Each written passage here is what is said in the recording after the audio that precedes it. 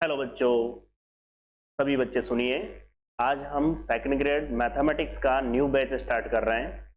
और अभी आप लोगों ने देखा 30 को जो पेपर हुआ था मैथमेटिक्स का, के अकॉर्डिंग आप ढंग से देखें तो आपको ग्रेजुएशन का पार्ट भी काफ़ी कुछ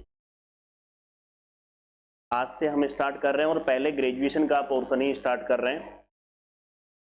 कुछ टारगेट रहेगा इस बार पढ़ाने का, क्या क्या रहेगा, किस तरह से आप लोगों को पढ़ाया जाएगा, ये सारी बातें इस क्लास में डिस्कस।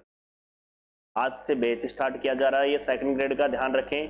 सबसे पहला पॉइंट तो यहाँ पर क्या है वो सुन लीजिए आप लोग। सबसे पहला पॉइंट जो रहेगा आपका, फर्स्ट पॉइंट आप लोगों का रहेगा, जो आपकी लाइव क्लास रहेगी वो जो क्लास रहेगी डेली की, आपको 2 घंटे की कम से कम लाइव क्लास रहेगी। ये बात याद रखें। हर टॉपिक के बारे में ऐसा रहेगा, जैसे अपन ने 7 डेज का जैसे डिफरेंशियल इक्वेशन स्टार्ट कर रहे हैं तो डिफरेंशियल इक्वेशन हमें 7 दिन में कवर करना ही करना है। मैंने थंबनेल पर भी डाला है कि साथ मिलकर के अपन क्या करेंगे, तैयारी करेंगे। आप लोग जब तक मेहनत करोगे, मेरी मेहनत और आपकी मेहनत मिलकर के ही आप अपने गोल को पा सकते हो, अन्यथा नहीं पा सकते। मैं कितना भी आप लोगों को समझा लूं, लेकिन यदि आप लोग अपनी प्रैक्टिस नहीं करें तो आप नहीं कर सकते क्वेश्चन।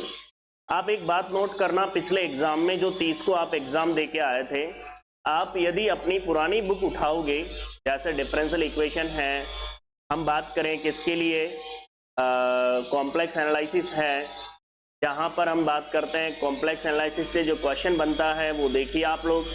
ऐसा क्वेश्चन बनता है जहां हम सोल्व करते करते थक जाते हैं, ओमार सी तो मतलब टेस्ट देते देते थक गए, लेकिन सवाल कैसा पूछा गया वो देखिए आप लोग। पहले आप लोगों ने अच्छे से तैयारी कर के दी होगी एग्जाम, लेकिन आप लोग देखिए क्वेश्चन पूछा है सीधा सीधा आपसे, सीधा डायरेक्ट पूछ लिया कि सीआर इक्वेशन की पोलर फॉर्म। अब आप बताइए, कोशी रीमान समीकरण का ध्रुवीय रूप आपको याद होगा तो आप सीधे सीधे टिक कर दोगे। समझ रहे हो मेरे कहने का क्या मतलब है? कहने का यही मतलब है कि आपके सिलेक्शन में बहुत ज्यादा जो बूस्ट का काम करता है, बहुत जबरदस्त आपको धक्का लगाने का जो काम करता है, वो ग्रेजुएशन का मैटर करता है। क्योंकि ग्रेजुएशन का जो मैटर है वो मतलब लगभग ये मान के चलो कि सीधे उठ करके क्वेश्चन पूछे हुए हैं, हल्का सा भी थोड़ा बहुत नहीं घुमाता। जैसे मान लो कि आप लोगों ने देखा हो एक पूरे पेपर के अंदर 1 या 2 क्वेश्चन थोड़ा सा लेवल उठ जाए, तो ऐसा नहीं होता कि पूरा ही पेपर एग्जैक्ट थोड़ा सा लेवल हाई होगा, ऐसा नहीं होता। तो पहला उद्देश्य तो अपना यही होना चाहिए सेकंड ग्रेड के लिए बच्चों। हमें करना क्या है, हमें जो हमारा जो पुराना सिलेबस है, कौन सा वाला सिलेबस, पहले तो पूरा बेसिक आपको पढ़ना है। 7 दिन का एक आपका फिक्स टारगेट होना चाहिए, ध्यान रखें। और एग्जाम से कम आपके 1 महीने पहले आपका सिलेबस भी हो। ये सारी चीजें आप लोगों के साथ तभी बनी रहेगी जब आप लोग भी मेरे साथ बने, क्योंकि यदि आप लोग नहीं बनोगे, आप लोग साथ के साथ नहीं चलोगे तो नहीं हो सकती। मेरा भी ये टारगेट है कि जैसे डिफरेंशियल इक्वेशन हमने स्टार्ट की, तो डिफरेंशियल इक्वेशन की एक एक चीज आपको समझ में आए। ऐसा नहीं है, जब आप क्वेश्चन कर रहे हो तो आपको पता होना चाहिए कि डिफरेंशियल इक्वेशन क्या होती है, आपको पता होना चाहिए कि उसके अंदर ऑर्डर कैसे निकालते हैं, ठीक है, आपको पता होना चाहिए उसके अंदर डिग्री कैसे निकालते हैं, पूरा फॉर्मेट आपको पता होना चाहिए। हाँ, फिर जाकर के आप प्रैक्टिस क्वेश्चंस कीजिए। अभी आप लोगों को पता है क्वेश्चन जो पूछे जा रहे हैं बिल्कुल सीधा, अभी उससे ग्रुप थ्योरी से जो क्वेश्चन आया था उसको भी आप देख सकते हो। यदि स्टेटमेंट आपको पता है तो डायरेक्ट आप जवाब दे दोगे। तो पूरा टारगेट जो है पहले आपका ग्रेजुएशन तैयार करने का रहेगा। हाँ, ये बात मैं आपको बता दूं, मेरे अलावा भी एक और फैकल्टी रहेगी जो आपको रूबरू में करवा दूंगा। अभी तो पहले ग्रेजुएशन का है, फिर 11th-12th का पोर्शन चलेगा, और फिर आपका जो ज्योमेट्री वाला जो लेवल है उसे अलग कोई कंप्लीट करवाएगा, जिसका नाम मैं अनाउंस कर दूंगा आपको। अभी जो है मेन जो है सबसे ज्यादा जो मैटर है आपका, वो ग्रेजुएशन और 11th-12th पूरा कवर करवाया जाएगा पहले, ठीक है। फिर उसके बाद आपके 9th-10th का जो पोर्शन है उसमें नंबर सिस्टम है, ज्योमेट्री है, ये तो ज्योमेट्री के लिए बिल्कुल अलग टीचर रहेंगे। आप लोग इस बात पर थोड़ा सा ध्यान से सुन लें कि आपको पढ़ना कैसे है। आपको फिक्स आज ही टारगेट लेना है कि हमें डिफरेंशियल इक्वेशन क्लियर करनी है। अब डिफरेंशियल इक्वेशन क्लियर करने के लिए सबसे पहले तो आप लोग अपने पास बुक होनी चाहिए आपके पास। यदि नहीं है तो जो आपको लिखाया जाए, जो क्वेश्चन आपको बोले जाएं वो क्वेश्चंस आप करें। क्योंकि ये बात अच्छे से आप जानते हो, आप सीट बना लोगे, उस सीट में से जरूरी नहीं है वो क्वेश्चन रिपीट होगा, क्योंकि क्वेश्चन तो बहुत सारे होते हैं, आप ग्रेजुएशन में पढ़ के आए हो अच्छे से। तो पहला टारगेट आपका होना चाहिए 7 दिन का, ऐसा नियम बनाइए कि 7 दिन में हमें डिफरेंशियल इक्वेशन वाले टॉपिक को बिल्कुल क्लियर करना है, बेसिक से क्लियर करना है। ये ध्यान रखना है इस बात को। दोनों अलग अलग लेवल होते हैं। जैसे हम बात करें नेट की प्रिपरेशन कोई बच्चा कर रहा है, तो नेट की प्रिपरेशन और इसमें दोनों में फर्क होता है बच्चों। आप खुद देखिए, इतनी गहराई में यदि जाओगे तो आपसे सिलेबस ही कवर नहीं होता। आप सिलेबस को कंप्लीट करना चाहोगे तो पहले आपको मेथड आपको कंप्लीट करना पड़ेगा, पूरी थ्योरी आपको पता होनी चाहिए। अभी जिस पेपर में, अभी का जो पेपर है उसमें सबसे बड़ी टारगेट की बात क्या है, आप पेपर को उठाइए, आपकी यदि थ्योरी कंप्लीट है तो आप क्वेश्चन अटेम्प्ट कर रहे हो आराम से। तो सबसे पहला काम ही आपको पूरा कंप्लीट थ्योरी आपको आनी चाहिए। समझ में आ रही बात? आप एक बात बताओ मेरे को, एक चीज बता दीजिए आप लोग कि आपके पास सीआर इक्वेशन पूछी गई तो उसकी शॉर्ट ट्रिक्स क्या है? ऐसा शॉर्ट ट्रिक्स है क्या? सीआर इक्वेशन आ गई, आपको पता है तो आपने टिक कर दिया। बात समझ में आ रही है आपको? ग्रुप थ्योरी से क्वेश्चन आया, उसके स्टेटमेंट आपको पता है थ्योरम्स के, तो आपको पता है कौन असत्य होगा कौन सत्य, से पता चल जाएगा। तो बताइए आप लोग क्या है? तो सबसे पहली चीज तो ये, कंप्लीट थ्योरी यदि आपकी तैयार है तो आपको बहुत कुछ कवर हो जाएगा। फिर बाद में आता है इन चीजों का जब प्रैक्टिस अपन करते हैं। तो हमारी जो क्लासों में सबसे पहला टारगेट रहेगा आपका कि आपकी पूरी थ्योरी कंप्लीट करने का। ध्यान से सुनेंगे, डिफरेंशियल इक्वेशन हम स्टार्ट करेंगे और डिफरेंशियल इक्वेशन में स्टार्टिंग से आपको कंटिन्यू कंप्लीट करवाया जाएगा डिफरेंशियल इक्वेशन, ठीक है। और जैसे ही 7 दिन अपने कंप्लीट हो जाएंगे अपनी डिफरेंशियल इक्वेशन, उसके तुरंत बाद आपका क्या करेंगे, यहाँ पर क्वेश्चनों की प्रैक्टिस करेंगे। इस तरह से हमको हर टॉपिक को लेकर के चलना है। जैसे हमने 7 दिन में एक टॉपिक अपन ने कंप्लीट कर दिया 7 डेज के अंदर, जैसे डिफरेंशियल इक्वेशन हमने कंप्लीट कर दिया।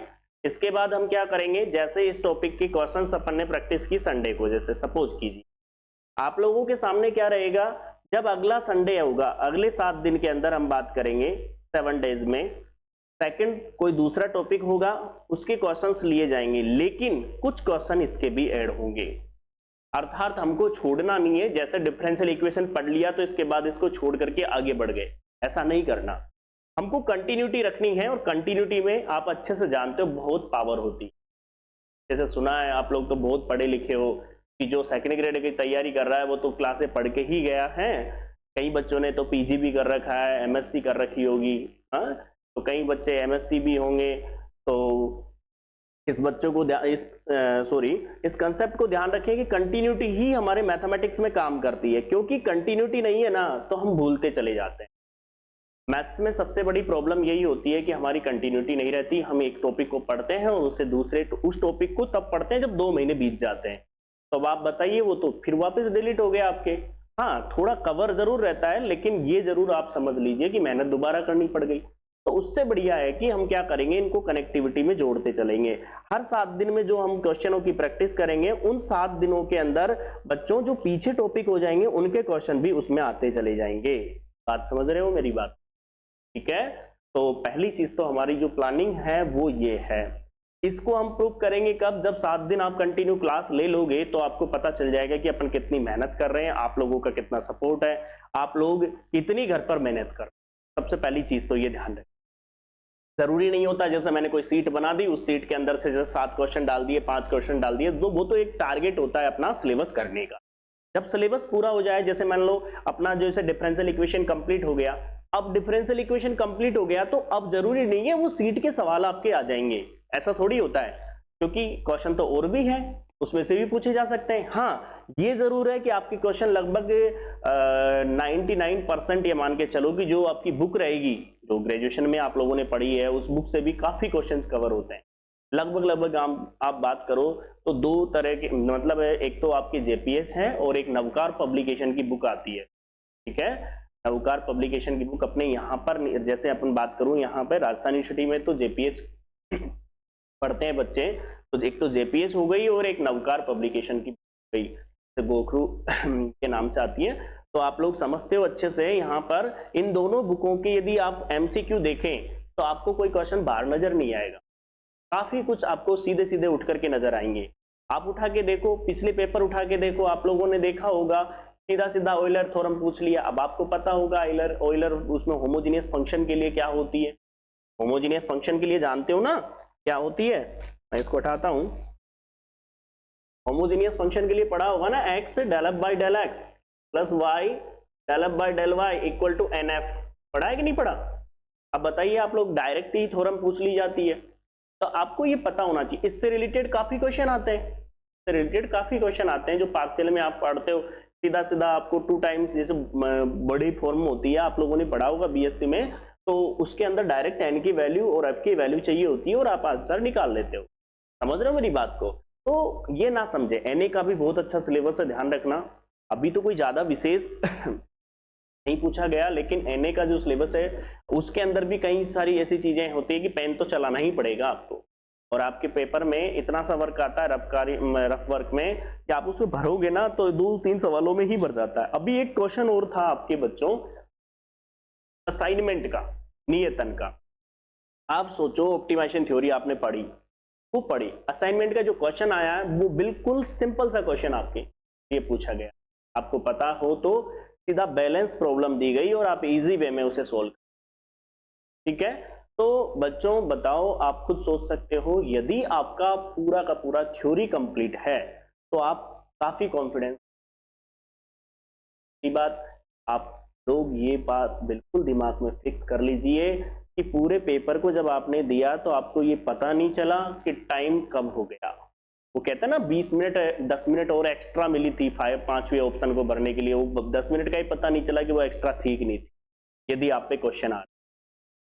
तो आप लोग समझ सकते हो कि लगभग आपको पूरे पेपर में लगभग 25% क्वेश्चन तो ऐसे होने चाहिए जो देखा और आंसर टिक हो जाए, ये विशेष रूप से ध्यान रखें क्योंकि समय नहीं बचता आपके।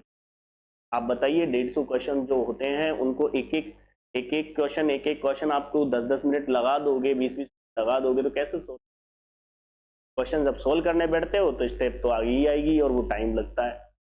तो विशेष रूप से आप लोग ध्यान रखें, ग्रेजुएशन आपको एक कहने का मतलब सिलेक्शन की ओर दौड़ाता है, भगाता है सिलेक्शन की ओर। यदि आप अब तक के जितने भी पेपर हुए हैं, मैंने स्पेशल इसलिए डाला सेकंड ग्रेड के लिए कि मैं प्रॉपरली आपको सेकंड ग्रेड की ही बात करूंगा, क्योंकि क्या होता है कि कुछ टॉपिक ऐसे होते हैं जो सेकंड ग्रेड और फर्स्ट ग्रेड में इक्वल है, कुछ टॉपिक ऐसे हैं जो सेकंड ग्रेड में है लेकिन फर्स्ट ग्रेड में नहीं है। तो एक का सिलेबस आपका पूरा पहले अलग से जो कोर्स रहेगा ये सेकंड ग्रेड का ही रहेगा, जिसमें आपको ओनली सेकंड ग्रेड से रिलेटेड ही क्लासेस मिलेगी और ओनली मैथमेटिक्स की ही मिलेगी। ये बात भी आप लोग समझ लीजिए, मैथमेटिक्स ही मिलेगी। अभी आपकी जो क्लास रहेगी वो यूट्यूब पर रहेगी बच्चों, और वो आपकी कल से आपकी स्टार्ट हो जाएगी।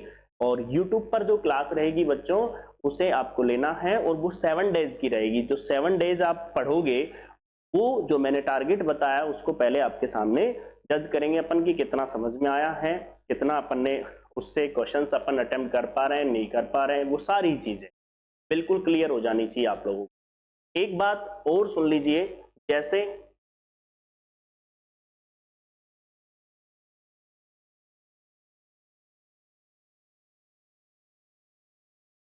ध्यान से सुन लीजिए कि आप जैसे कंप्लीट जो कोर्स मेरा रहेगा वो रहेगा एप्लीकेशन पर रहेगा, तो आप प्ले स्टोर से डाउनलोड कर सकते हो, मैथ्स बाय एम के जैन सर के नाम से, ठीक है।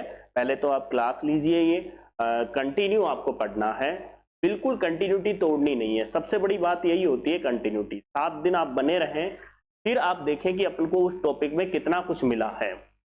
जब आपको ये पता चल जाएगा कि हमें मैटर मिल रहा है और साथ में काफी टाइम आपको क्लासेस मिल रही है, काफी चीजें आपकी क्लियर हो रही है, वो सारी चीजें आप लोगों के समझ। देखो डिफरेंशियल इक्वेशन हो चाहे कोई सा भी टॉपिक उठा लीजिए आप लोग, आपने ग्रेजुएशन यदि आपने ढंग से की है ना तो आपको बहुत कुछ। ऐसे बच्चे भी होंगे जो ये वीडियो देख रहे होंगे, मेरे स्टूडेंट होंगे, तो मेरे से जो ग्रेजुएशन में पढ़ा हुआ है तो वो भी समझता होगा इस बात को कि ग्रेजुएशन किस तरह से सॉरी, ठीक है। ग्रेजुएशन में वो देख सकता है कि जब उन्हें पढ़ाया गया तो एक एक क्वेश्चन उन्हें सोल्व करवाया गया, तो हमें एक एक क्वेश्चन नहीं करना, हमें कंसेप्ट लेना है और क्वेश्चन सोल्व करने हैं, प्रैक्टिस करनी है। देखो आप लोग ये बात तो अच्छे से समझते हो, जैसे कोई टॉपिक है उसकी सीट है, आप सीट उठाइए आपकी जेपीएच या नवकार पब्लिकेशन की बुक उठाइए, आपको नोट्स जो आप समझते हो ना कि नोट्स है, नोट्स आपको खुद को दिख जाएगा कि नोट्स क्या है।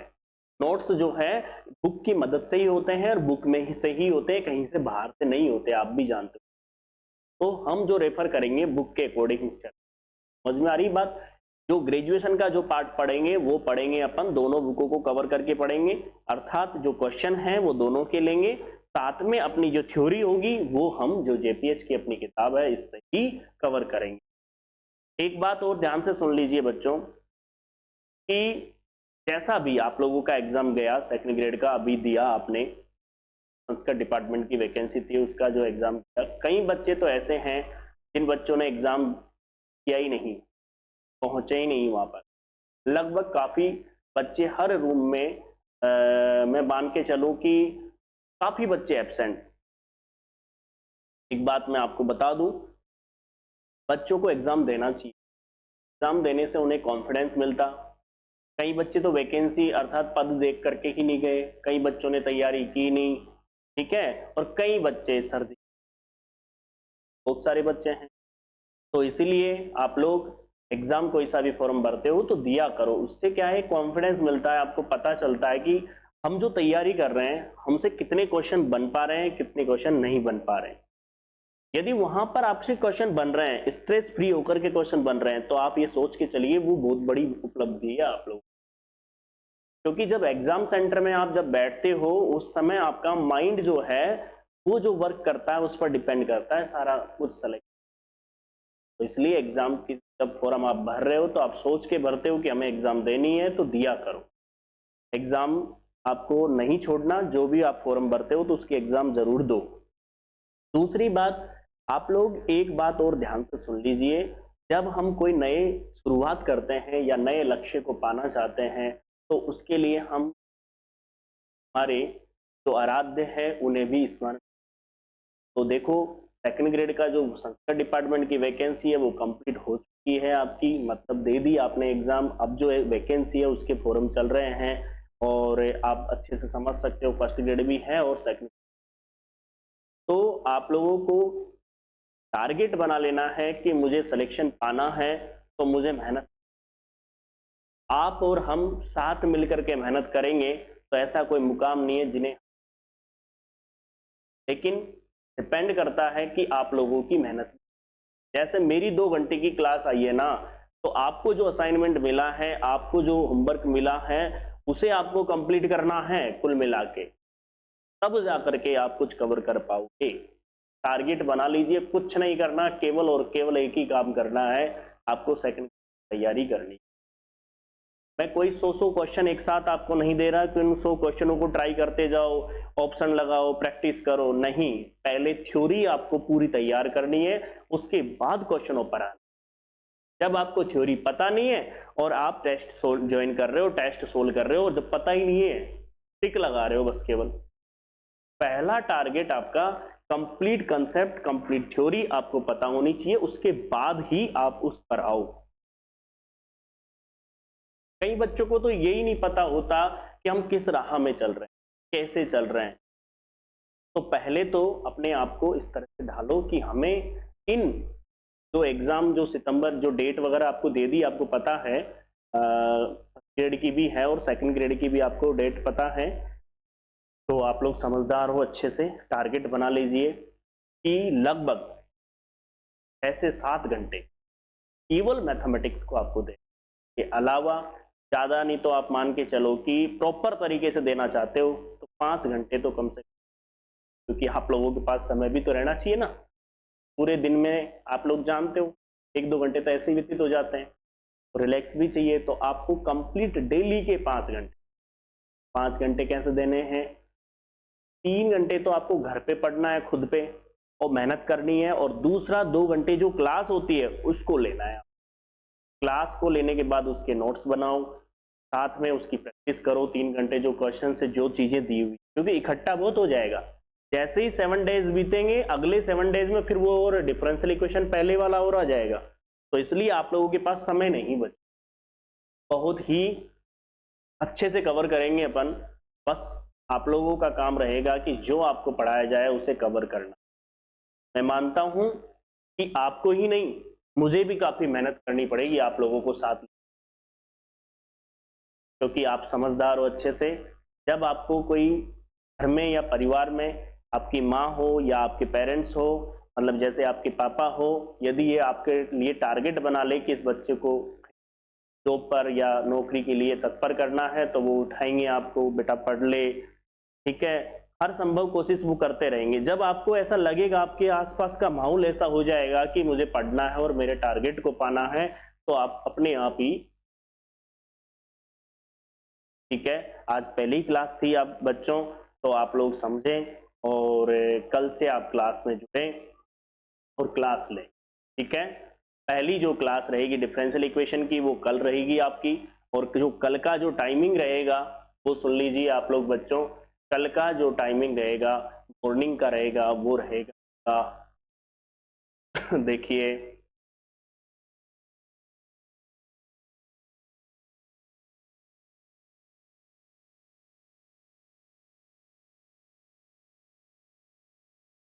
आपका जो टाइमिंग रहेगा बच्चों 9 बजे का रहेगा। आप लोग 9 बजे क्लास लें और अपनी पढ़ाई को, और 7 डेज का जो टारगेट है उसे पूरा करें। अपन टारगेट लेके चलिए, ऐसे नॉर्मल तरीके से नहीं चलना। आप जब किसी चीज को देखो, डिसीजन ऐसा नहीं होता जैसे सुबह लिया शाम को चेंज हो गया, ये डिसीजन नहीं होता। डिसीजन का मतलब होता है कि फिर वो डिसीजन पूरा ही करना है आपको। हम क्या करते हैं, किसी की स्पीच सुनी या किसी के मोटिवेशन वीडियो को देखा, और उस दिन तो आपको ऐसा लगता है कि मैं खुद ही आईएएस बन गया, लेकिन जब शाम तक नहीं नहीं बाद में पढ़ लेते हैं, बस आप लोग सोच के देखो, यदि उसी समय का जो रूप आपके अंदर आया है, जो आपके साथ अपना व्यवहार में जो चेंजेज आया, वो हमेशा रहे, तो आपका टारगेट अपने आप ही बन जाएगा। मैं खुद भी बात करूं तो जैसे आज सोचा मैंने कि मुझे ये टॉपिक क्लियर करना है या ये पढ़ना है, सुबह तक आते हैं वो वहीं रह जाता है। तो टारगेट ऐसा बनाइए, मतलब जो मैंने बोल रहा हूं, क्या जो आप डिसीजन जो लेते हो वो इस तरीके से लीजिए कि वो डिसीजन ही दिखना चाहिए आपको, और कुछ नहीं दिखना चाहिए। तो आप लोग फिक्स कर लें कल से, और अगले संडे तक आपको डिफरेंशियल इक्वेशन को पूरी तरीके से कंप्लीट करना है। छोटा मैटर नहीं है, ध्यान रखना, काफी कुछ पढ़ना पड़ेगा अपन को, तो आप लोग पूरी तरीके से कवर करके चलेंगे, ठीक है। जो क्वेश्चन कराऊंगा आरपीएससी के क्वेश्चन भी होंगे, जो एग्जाम में आए हुए क्वेश्चन भी होंगे, और साथ में अपने थ्योरी से रिलेटेड क्वेश्चन होंगे। जो आपकी जो थ्योरी पढ़ाई जाएगी उसे पूरी तरीके से कंप्लीट और समझेंगे उसको। समझ में आ रही बात आप लोगों को? अब ये तो देखो क्लास लेने के बाद में, और जब अपन 7 दिन आपके साथ बने रहेंगे, तभी हमें महसूस होगा कि हमें कुछ क्या मिला है, क्या समझ में आया है, और कितना कुछ अपन को आगे मिल सकता है। ऐसे तो पता नहीं चलेगा, आप भी जानते हो इस चीज को। तो मेहनत कीजिए और जबरदस्त टारगेट के साथ एक टारगेट बना लीजिए आप लोगों का कि हमें 7 दिन में डिफरेंशियल कंप्लीट करना है। चाहे वो आरपीएससी फर्स्ट ग्रेड का क्वेश्चन हो, चाहे आरपीएससी सेकंड ग्रेड का क्वेश्चन हो, हर हाल में आपसे सोल्व होना चाहिए। समझ में आ रही बात?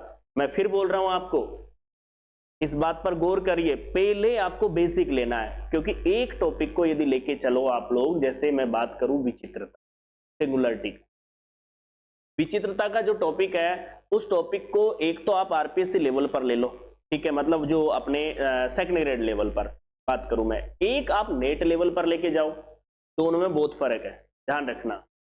आपको बहुत कुछ सीखना पड़ेगा उसके अलावा। तो पहला काम टारगेट जो है, जो क्वेश्चन पुटअप हो रहे हैं ग्रेजुएशन के, जिस हिसाब से क्वेश्चन आ रहे हैं ग्रेजुएशन के, पहले उस पर टारगेट करना। आप लोगों ने ये नहीं देखा कि खूब जीके की किताबें पढ़ लेते हैं, बच्चों के क्वेश्चन आ जाते हैं, जो छठी सातवीं आठवीं में जो सामाजिक हिस्ट्री ज्योग्राफी वगैरह की जो बुक चलती है, उसी से सीधे उठ के क्वेश्चन आए हुए, मतलब जो ऑप्शन में पीछे क्वेश्चन होते हैं उन्हीं में से क्वेश्चन लाइन टू लाइन आए हुए। तो बताइए आप लोग क्यों पढ़ते हैं बच्चे फिर एनसीईआरटी की बुक? इसीलिए तो पढ़ते हैं। तो पहले टारगेट आपको क्या बनाना है, आपका थ्योरी कंप्लीट करना है। थ्योरी में क्या करना है कंप्लीट? तो आपको जो कंसेप्ट जो है वो, उसके साथ में उसी टाइप के जो मैं क्वेश्चन जो आपके लिए डिसाइड करूंगा, साथ में जो आरपीएससी में आए हुए क्वेश्चंस हैं वो सब कुछ कंप्लीट करते हुए चलेंगे। 11th 12th की बात करें तो सबसे पहले एनसीईआरटी की बुक अपन को कंप्लीट करनी है। हाँ, कंप्लीट थोड़ा सा एडवांस लेवल पर लेके चलना है, ऐसा नहीं कि 12th की तरह से पढ़ना है जो आपने 12th में पढ़ा था, ऐसा नहीं चलना, ठीक है भाई। तो मैं मानता हूं कि आप लोग अच्छे से मेहनत करोगे, मेरे साथ आप बने रहोगे, और ये भी आप समझ लीजिए बहुत ही कम फीस में आपको पढ़ाया जाएगा। बस आप लोग इस बात पर ध्यान देंगे कि इन 7 दिनों के अंदर आप लोग जितना सपोर्ट करोगे, जितना आप साथ साथ मेहनत करोगे, क्योंकि मेरे थंबनेल में यही कहा था कि आओ तो आपको साथ आना है, और आप साथ आ गए तो आप समझ सकते हो अच्छे से कि अपन उस टॉपिक को पूरी तरीके से क्लियर कर पाएंगे। मैंने ऐसा देखा है कि कोचिंग में बच्चा बैठा हुआ है ऑफलाइन बैच में, और पूरा मतलब टॉपिक कंप्लीट हो जाता है या पूरी क्लास पूरी हो जाती है, और उसे ये नहीं पता होता कि क्या पढ़ रहा है। उसको पता है, मतलब मैं उसे पता है ये कि मुझे नहीं आ रहा, लेकिन वो पूछता नहीं है। अब बताइए कैसे डाउट दूर होगा उसका? जब उससे पूछा जाता है तो बताया कि सर दोबारा बताओ, मतलब तब कहेगा कि दोबारा बताओ, उसके पहले नहीं कहेगा। इसका मतलब क्या है? कैसे पता चलेगा टीचर को कि वह उसे नहीं आ रहा? हाँ, एक माध्यम होता है टेस्ट का। अब बार बार वो चीज थोड़ी है कि क्लास में आप बैठे हो और उसी समय कैसे पता चलेगा हमें कि उस बच्चे को समझ में नहीं, जब तक क्वेश्चन नहीं पूछे तब तक नहीं पता चलेगा। तो ये चीज नहीं हो, ये बच्चा खुद अपने आप साथ बना रहे। नहीं आता है तो अपन साथ में मिलकर उसको सोल्व करेंगे। समझ में आ रही बात आप लोगों को? एक बात याद रखो, आप एक अध्यापक बनने जा रहे हो, और अध्यापक का एक दायित्व होता है कि आप पे कोई चीज नहीं आ रही तो आपको पूछना है। आप पे कोई चीज नहीं आ रही तो कभी किसी स्टूडेंट को गलत नहीं बतानी, ये भी बात विशेष रूप से। ठीक है भाई, तो आज के लिए इतना ही है। कल से आप क्लास लें और अच्छे से आप अपने टारगेट को प्राप्त करें, और अपने जो भी इष्ट को आप मानते हो, जो भी आपके आराध्य हैं, स्मरण करके कल से अपन स्टार्ट करते हैं। ठीक है बच्चों, और हो सके तो या अपने रूम पर जहां पर आपके विराजमान हैं वहां भी आप स्मरण आए, याद करके आए कि हमें हमारा लक्ष्य प्राप्त हो, क्योंकि मेहनत बहुत होगी इसमें, आप भी जानते हो अच्छे से। आप ऐसे ऐसे बच्चे हैं जो मिनिमम, जो पहले 40% का रूल था, मिनिमम पासिंग मार्क्स नहीं आए बच्चों, और साल भर कोचिंग की है उसके बावजूद भी नहीं आए। तो आप लोग समझ सकते हो कि मेहनत बहुत। आप लोग साथ बने और जितना हो सके उतनी आपकी हेल्प होगी। ठीक है भाई, कल मिलते हैं क्लास में। Thank you. शेयर करें और साथ में जितना भी हो सके उतने अपने फ्रेंड सर्किल में शेयर करें। जहां भी आप पढ़ रहे हो उससे कोई इशू नहीं है। ठीक है भाई, थैंक यू।